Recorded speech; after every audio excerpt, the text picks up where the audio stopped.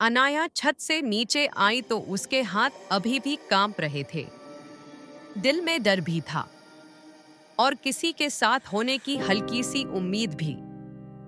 कुछ ही मिनट में दरवाजे की घंटी बजी। धीरे से उसने दरवाजा खोला। आरव सामने खड़ा था। हल्की सी बारिश शुरू हो गई थी। उसकी शर्ट भीगी हुई थी और उसके चेहरे पर चिंता साफ दिख रही थी। अनाया, क्या हुआ? उसकी आवाज में सच्ची चिंता थी।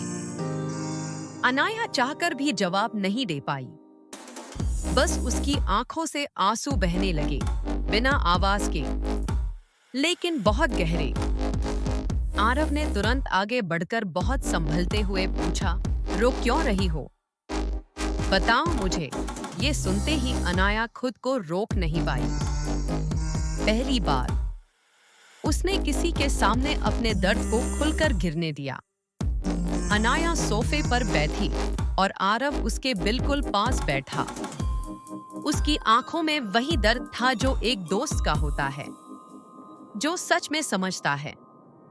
धीरे धीरे अनाया ने सारी बात बता दी। माँ की बीमारी, हाउस टेंशन, रिपोर्ट, पिता की गिल्ट और उसका डर। आरव ने पूरी बात बिना टोके सुनी।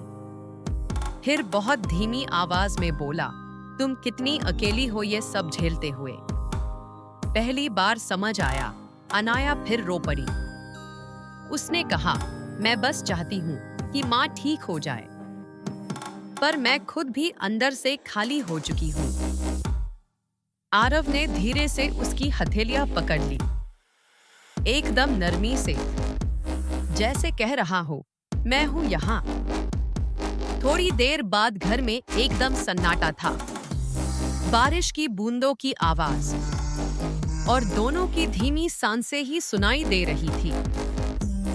तभी अनाया ने देखा, आरव की आंखों में भी आंसू थे। वो चौंक गई। तुम रो क्यों रहे हो? आरव ने पहली बार अपने दिल का सबसे बड़ा सच बताया।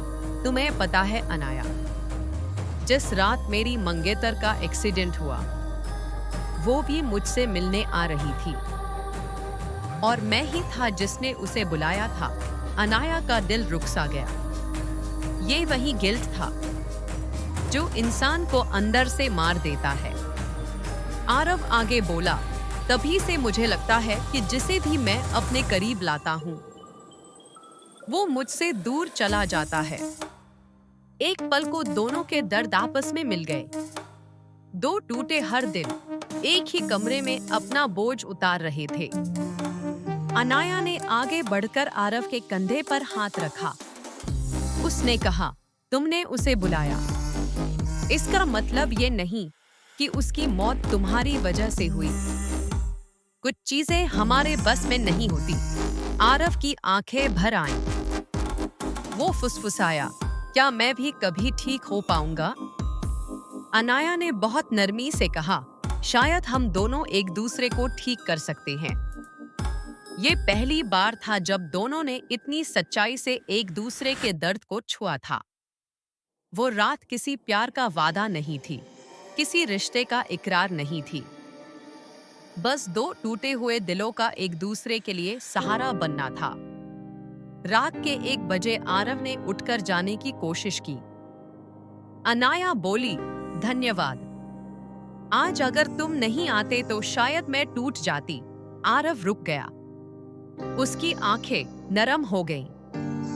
और अगर तुम नहीं बोलती तो शायद मैं भी।